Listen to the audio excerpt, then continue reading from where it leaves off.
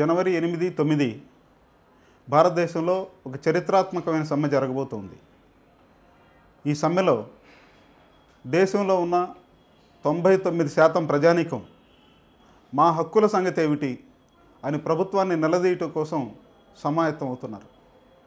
దీనిలో కార్మిక వర్గం, రైతాంగం, విద్యార్థి లోకం, అట్లాగే యువజనులు, కార్మికులు, మొత్తం దేశంలో ఉన్న జనాభాలో 99% మంది ఈ సమ్మెలో పార్టిసిపేట్ చేయబోతున్నారు. ప్రభుత్వ విధానాలు మార్కెట్ ఎకానమీ పేరు మీద గత 25 సంవత్సరాల నుంచి అమలు జరుగుతున్న విధానాలు ప్రజలని ప్రయోజనాల నుంచి దూరం చేశాయి. ప్రత్యేకంగా సంక్షేమ పథకాల నుంచి వారిని దూరం చేసినాయి. రైతాంగం వాళ్ళు చేసే కష్టానికి, పండించిన పంటకి గిట్టుబాటు ధర రాక ఈ ఆర్థిక విధానాలు అమలైన తర్వాత దాదాపు 4 లక్షల మంది ఆత్మహత్య చేసుకోవాల్సిన పరిస్థితి ఏర్పడింది. పంట పండించే రైతుకి గిట్టుబాటు ధర రాదు. మార్కెట్లో కొనుక్కునే వినియోగదారుడు భరించలేని ధరలు పే చేయాల్సి వస్తుంది. మరి ఈ గ్యాప్ ఎక్కడికి వెళ్తుంది అనేది వాళ్ళ రైతులు ప్రశ్నిస్తున్నారు. దాన్ని సెటరేట్ చేయాల్సిన ప్రభుత్వం రైతాంగ ఉద్యమాలు ఒక పక్క జరుగుతున్నా కానీ దాన్ని పట్టించుకోవట్లేదు. మధ్య దళారీలు బాగుపడటానికి వ్యవస్థ ఉపయోగపడుతుందో తప్ప రైతాంగానికి కానీ ప్రజానికి కానీ ఉపయోగపడట్లేదు. అందుకే రైతులకు గిట్టుబాటు ధర కావాలని రైతాంగం దీనిలో పార్టిసిపేట్ చేస్తుంది. రెండోది, కార్మిక లోకం ఇవాళ ప్రభుత్వ రంగ సంస్థల్లో కానీ ప్రభుత్వ డిపార్ట్మెంట్స్లో కానీ పర్మనెంట్ వ్యాకెన్సీస్ అనేక లక్షల కొద్ది వేకెన్సీస్ ఉన్నాయి. వాటిని ఫిలప్ చేసి నిరుద్యోగులకి ఉద్యోగ అవకాశం కల్పించాల్సిన ప్రభుత్వం కాంట్రాక్ట్ లేబర్, అవుట్సోర్సింగ్ విధానం ద్వారా వాటిని భర్తీ చేస్తుంది తప్ప పర్మనెంట్ ఉద్యోగాలు ఫిలప్ చేయడానికి ముందుకు రావట్లేదు. దానివల్ల జరుగుతున్నది ఏమిటి? కాంట్రాక్ట్ ఎంప్లాయ్మెంట్ అంటే అది ఫిక్స్డ్ టర్మ్ ఎంప్లాయ్మెంట్ అవుతుంది. 2 ఏళ్ళు, 3 ఏళ్ళు, 4 ఏళ్ళు ఇచ్చే ఎంప్లాయ్మెంట్ అవుతుంది. లైఫ్ టైం ఎంప్లాయ్మెంట్ లేకుండా పోతుంది. ఇచ్చే జీతాల్లో కూడా వ్యత్యాసం. రెగ్యులర్ ఎంప్లాయీస్కి ఇచ్చే జీతాల్లోనూ కాంట్రాక్ట్ ఎంప్లాయీస్కి, అవుట్సోర్స్ ఎంప్లాయీస్కి ఇచ్చే జీతాల్లో కూడా అంతరం చాలా ఎక్కువగా ఉంది. కారణం ఏమిటి? ఇప్పుడు అవుట్సోర్సింగ్కి ఇచ్చిన తర్వాత ఆ కంపెనీలు, ఎంప్లాయీస్ని సప్లై చేసే కంపెనీలు బాగుపడటం తప్ప శ్రమ చేసే కార్మికుడికి ఆ ఫలితం దక్కట్లేదు. కాబట్టి అవుట్సోర్సింగ్ విధానం, కాంట్రాక్ట్ ఎంప్లాయ్మెంట్ రద్దు చేసి ప్రభుత్వ రంగ సంస్థల్లో ఉన్న మొత్తం ఉద్యోగాలు ఐడెంటిఫై చేసి ఆ ఉద్యోగాలు ఫిలప్ చేయాలని చెప్పి ఇవాళ నిరుద్యోగ యువత, చదువుకున్న విద్యార్థులు వీళ్ళంతా ఈ సమ్మెలో పార్టిసిపేట్ చేస్తున్నారు. అదేవిధంగా సామాన్య ప్రజానీకం కూడా ప్రపంచం మొత్తం మీద పెట్రోల్ ధర తగ్గుతున్న టైంలో పెట్రోల్ ధర దాదాపు పాతాళానికి దిగిపోయింది. అన్ని దేశాలు ఆర్థిక వ్యవస్థలు అది సందర్భంగా తీసుకొని ప్రజల మీద భారాలు తగ్గించారు. కానీ భారత ప్రభుత్వం ఈ మొత్తం పీరియడ్లో లక్షల కొద్ది భారం ప్రజల మీద వేసింది. పెట్రోల్ ధరలు తగ్గుతున్న టైంలో కూడా పెట్రోల్ ధరలు నిరంతరం పెరుగుతూ వచ్చాయి ఇప్పటిదాకా. దానివల్ల నిత్యావసర వస్తువుల ధరలు పెరిగిపోవటం జరిగింది. కాబట్టి ఏ స్థాయి ఉద్యోగి అయినా కానీ, మిడిల్ క్లాస్ కావచ్చు, అప్పర్ మిడిల్ క్లాస్ కావచ్చు, లేకపోతే లోయర్ మిడిల్ క్లాస్లో ఉన్నవాళ్ళు కావచ్చు, ఈ ధరల పెరుగుదల వాళ్ళ జీవితాలని దాదాపు చాలా వరకు నెగిటివ్గా ప్రభావితం చేశాయి. కాబట్టి ధరల పెరుగుదల ఆపాలనేది ఇవాళ ప్రజలు చాలా విస్తృతంగా డిమాండ్ చేస్తూ ప్రజలు దీనిలో పార్టిసిపేట్ చేస్తున్నారు. అదేవిధంగా ఇవాళ public sector employees, public sector అది స్టేట్ పబ్లిక్ సెక్టార్ కావచ్చు, సెంట్రల్ పబ్లిక్ సెక్టార్ కావచ్చు, లేకపోతే మాలాగా బ్యాంకింగ్, ఇన్సూరెన్స్, ఫైనాన్షియల్ సెక్టార్ కావచ్చు, ఈ మొత్తం ప్రైవేటీకరణ వైపు తీసుకెళ్ళి కార్పొరేట్ కంపెనీలకి దారాదత్తం చేయాలనే విధంగా ప్రభుత్వం పర్టికులర్గా 4.5 ఏళ్లలో అనేకమైన చర్యలు తీసుకుంది. కాబట్టి ప్రభుత్వ రంగాన్ని కాపాడుకోవాలని డిఫెన్స్ కానీ, రైల్వేస్ కానీ, రైల్వేస్లో ఇవాళ దాదాపు స్టేషన్లు ప్రైవేట్ చేసే పరిస్థితి, ప్రైవేట్ కంపెనీలకి రైల్వే స్టేషన్లు అంటగట్టే పరిస్థితి. అదేవిధంగా అనేకమైన public sector undertaking.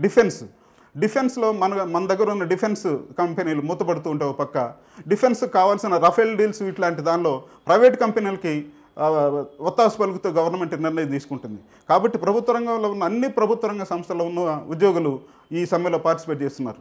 Bank employees కూడా అందుకే ఈ కోరికలన్నీ చూసిన తర్వాత సమాజంలో భాగంగా ఈ కోరికలన్నీ కూడా బ్యాంక్ ఎంప్లాయీస్కి వర్తిస్తాయి. వాటితో పాటు కొన్ని ప్రత్యేకమైన డిమాండ్స్ బ్యాంక్ ఎంప్లాయీస్ ఈ సమ్మె సందర్భంగా దానిలో ఇంక్లూడ్ చేయడం జరిగింది. ఉదాహరణకి బ్యాంకులను ప్రైవేటైజ్ చేయడానికి కావాల్సిన అనేకమైన చర్యలు ప్రభుత్వం చాలా దుందుడుగ్గా ముందుకు తీసుకెళ్తుంది తప్ప ప్రజాభిప్రాయాన్ని కానీ, బ్యాంకు ఉద్యోగుల వ్యతిరేకతను కానీ కనీసం పట్టించుకునే పరిస్థితిలో లేదు. ఉదాహరణకి క్యాబినెట్ క్లియర్ చేసింది దాన్ని. అంటే ప్రజల వ్యతిరేకత కానీ, బ్యాంక్ ఎంప్లాయీస్ వ్యతిరేకత కానీ, దేశ ఆర్థిక వ్యవస్థ యొక్క సంక్షేమం కానీ ప్రభుత్వాన్ని పట్టకుండా బుండిగా ప్రవేశిస్తుంది. దీనివల్ల ప్రయోజనం పొందేది ఎవరు? బ్యాంక్ ఇన్నాళ్ళు చేస్తుంది. మొత్తం బ్యాంకింగ్లో రంగంలో జరుగుతున్న పరిణామాలు చూస్తే బ్యాంకింగ్ ఇండస్ట్రీ ఒక ఆయుధంగా మారింది ప్రభుత్వానికి. దేశంలో ఉన్న ఆర్థిక వనరులు మొత్తం కార్పొరేట్ కంపెనీలకు దారాదత్తం చేయడానికి బ్యాంకింగ్ ఇండస్ట్రీని ఉపయోగిస్తూ ఉంది. అది ఎన్పిఎల్ పేరు మీద కావచ్చు, లేకపోతే బాకీలు రద్దు చేసుకునే ప్రొసీజర్ కావచ్చు, లేకపోతే ఎన్పిఎల్కి ప్రొవిజన్ పెట్టే దీనిలో కానీ లక్షల కోట్ల రూపాయలు వాళ్ళ కార్పొరేట్ కంపెనీలకు మారుతూ ఉన్నాయి. ప్రభుత్వం చాలా గొప్పగా ప్రకటించుకుంటుంది. ఇన్సాల్వెన్సీ అండ్ బ్యాంక్రప్టసీ కోడ్ ద్వారా నేషనల్ కంపెనీ లా ట్రిబ్యునల్ స్థాపించడం ద్వారా ఈ పద్ధతిలో అనేకమైన లక్షల కోట్ల రూపాయలు రికవరీ చేస్తున్నాం, బ్యాంకింగ్ ఇండస్ట్రీని బాగు చేస్తున్నాం అని చెప్తుంది. అది వాస్తవానికి వాస్తవం కాదు, చాలా సత్యదూరం అది. ఎందుకంటే ఆ మెకానిజం ద్వారా ఇప్పటిదాకా సెటిల్ అయిన కేసెస్ చూస్తే లక్షలాది కోట్లాది రూపాయలు 3, 4, 5, 6 కార్పొరేట్ కంపెనీలకి వాళ్ళ బాకీలు రద్దు చేసుకోవడం జరిగింది. ఉదాహరణ భూషణ్ స్టీల్స్ అనే కంపెనీ 56,000 కోట్ల రూపాయలు బ్యాంకింగ్ ఇండస్ట్రీకి బాకీ ఉంటే 35,000 కోట్ల రూపాయలకి ఆ కంపెనీ టాటా కంపెనీ కొనేసింది. ఆ 35,000 కోట్ల రూపాయలు బ్యాంకింగ్ జమ అయితే 20,000 కోట్ల రూపాయలు ఇవాళ బ్యాంకింగ్ ఇండస్ట్రీ రద్దు చేసుకోవాల్సి వచ్చింది. అదేవిధంగా అలోక్ ఇండస్ట్రీస్ దాదాపు 30,000 కోట్ల రూపాయల ఆ కంపెనీ బ్యాంకింగ్ ఇండస్ట్రీకి బాకీ ఉంది. ఆ company Mukesh Ambani company purchase చేసింది. ఎంత? 5,000 కోట్ల రూపాయలు. అంటే 30,000 కోట్ల రూపాయల కంపెనీని 5,000 కోట్లకు వాళ్ళు హస్తగతం చేసుకుంటే బ్యాంకింగ్ ఇండస్ట్రీ 25,000 కోట్ల రూపాయలు రద్దు చేసుకోవాల్సి వచ్చింది. ఎవరిది డబ్బు? మొత్తం ప్రజలు బ్యాంకింగ్లో దాచుకున్న డబ్బు, దాన్ని వ్యాపారం ద్వారా బ్యాంక్ ఎంప్లాయీ సంపాదించిన లాభాలు లక్షల కోట్ల రూపాయలు ఇవాళ కార్పొరేట్ కంపెనీల పాలవుతున్నాయి. గత 5 ఏళ్ల కాలంలో చూసుకుంటే దాదాపు 4.5 లక్షల కోట్ల రూపాయలు కార్పొరేట్ కంపెనీల బాకీలు రద్దు చేసుకుంది బ్యాంకింగ్ ఇండస్ట్రీ. అదే రైతాంగం దగ్గరకు వచ్చేటప్పటికి రైతులు వాడు పండించే పంటకి సరైన ధర రాక నష్టాలకు గురై రైతు బాకీలు రద్దు చేసుకోవాలని చెప్పి డిమాండ్ చేస్తూ ఉంటే అది ఆర్థిక విధానానికి వ్యతిరేకమని అనేకమైన ఆర్థిక సూత్రాలు ఇవాళ ఎకానమిస్టులు కానీ లేకపోతే ప్రభుత్వం కానీ వెళ్ళవేస్తుంది. కానీ కార్పొరేట్ సెక్టార్ దగ్గరకు వచ్చేటప్పటికి ఇటువంటి ఏవీ పనిచేయకుండా 4.5 లక్షల కోట్ల రూపాయలు 4 ఏళ్లలో రద్దు చేసుకుంది. అదేవిధంగా వాళ్ళు కట్టాల్సిన ఇప్పుడు మొత్తం ఎన్పిఎల్ చూసుకుంటే ఉన్న దాదాపు 10.5 లక్షల కోట్ల రూపాయల్లో 75 to 80% కార్పొరేట్ కంపెనీలవే. కాబట్టి కార్పొరేట్ కంపెనీలు కట్టాల్సిన బాకీలు వసూలు చేసుకుంటే బ్యాంకింగ్ ఇండస్ట్రీని బాగు చేయడానికి బదులు ఆ కార్పొరేట్ కంపెనీల బాకీలు రద్దు చేసుకుంటూ బ్యాంకులు మెర్జ్ చేసి వీటన్నిటిని కుదించుకుంటూ బ్యాంకింగ్ ఇండస్ట్రీని కుదించి మెర్జర్కి ఒకసారి వెళ్ళిపోయిన తర్వాత మెర్జర్ వల్ల అనేకమైన బ్రాంచులు క్లోజ్ అవుతాయి. రేషనలైజేషన్ ఆఫ్ బ్రాంచెస్ పేరు మీద అనేకమైన బ్రాంచులు క్లోజ్ అవుతాయి, 100ల కొద్ది. State bank of India experience అదే చెప్పింది. 1000 కొద్ది బ్రాంచులు క్లోజ్ అయినాయి. స్టేట్ బ్యాంక్ ఆఫ్ ఇండియాలో అసోసియేట్ బ్యాంక్స్ కలిపిన తర్వాత 1000 కొద్ది బ్రాంచెస్ క్లోజ్ అయిపోయినాయి. దానివల్ల ఎంప్లాయ్మెంట్కి గండిపడే పరిస్థితి. మెర్జర్ కంటే ముందున్నది, మెర్జర్ తర్వాత ఈ 1 ఇయర్ కాలంలో చూసుకుంటే దాదాపు 12,000 మంది పైన ఉద్యోగులు ఇవాళ ఉద్యోగాలు కోల్పోవడం, నంబర్ ఆఫ్ ఎంప్లాయీస్ తగ్గిపోయారు.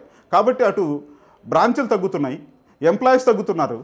పెద్ద బ్యాంకుగా తయారైన తర్వాత ఆ పెద్ద బ్యాంకు కార్పొరేట్ ఫైనాన్సింగ్కి లేకపోతే ఇన్ఫ్రాస్ట్రక్చర్ కంపెనీలకు పెద్ద వాటి ఫైనాన్స్ చేయటం తప్ప సామాన్య ప్రజలు రైతాంగానికి ఫైనాన్సెస్ ఇచ్చే పరిస్థితి ఉండదు.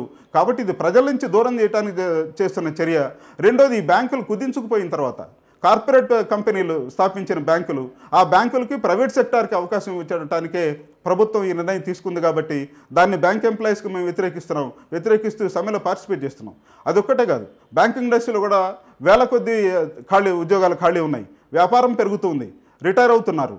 కానీ ఆ వేకెన్సీస్ ఫిలప్ చేయకుండా గవర్నమెంట్ ఉన్న ఎంప్లాయీస్ మీద భారాలు పెంచి ఒత్తిడి భరించలేక అనేక మంది బ్యాంకు ఉద్యోగులు ఆత్మహత్య చేసుకుంటున్న అనేకమైన ఘటనలు మనం చూస్తున్నాం. అందుకే బ్యాంక్ ఎంప్లాయీస్ ఈ సమ్మె ద్వారా డిమాండ్ చేస్తుంది ఏంటంటే, కార్పొరేట్ సెక్టార్ కట్టాల్సిన బాకీలు వాళ్ళ ముక్కుబిండైనా సరే ప్రతి పైసా వసూలు చేయాలి. దానికి అవసరమైన చట్టాలు చేయండి కావాలంటే. ఆ చట్టాలు చేయడం ద్వారా దేశానికి ఆర్థిక విధానానికి రావాల్సిన బాకీలు వాళ్ళ దగ్గర నుంచి వసూలు చేయండి. మెర్జర్స్ లాంటి చర్యలు వెంటనే విత్డ్రా చేయండి. బ్యాంకింగ్ ఇండస్ట్రీని, పబ్లిక్ సెక్టర్ బ్యాంకులను కాపాడాలని చెప్పి డిమాండ్స్తో ఇవాళ బ్యాంక్ ఎంప్లాయీస్ కూడా జనవరి 8, 9 సమ్మెలో పార్టిసిపేట్ చేస్తున్నారు. మేము బ్యాంక్ ఎంప్లాయీస్ ఫెడరేషన్ ఆఫ్ ఇండియాగా మేము బ్యాంక్ ఎంప్లాయీస్కి విజ్ఞప్తి చేసేది కూడా ఐక్యంగా అందరం పార్టిసిపేట్ చేద్దాం. ఈ సమ్మెలో ప్రభుత్వాన్ని నిలదీద్దాం, బ్యాంకింగ్ ఇండస్ట్రీ బ్యాంకింగ్ సంస్కరణలు ఆపాలని చెప్పి డిమాండ్తో పార్టిసిపేట్ చేద్దామని చెప్పి బెఫీగా మేము విజ్ఞప్తి చేస్తున్నాం. ఈ వీడియో మీకు నచ్చినట్లయితే లైక్ చేయండి, షేర్ చేయండి. ఇలాంటి మరిన్ని అప్డేట్స్ కోసం మన ఛానల్ని సబ్స్క్రైబ్ చేసి కింద కనిపిస్తున్న బెల్ బటన్ని క్లిక్ చేయండి.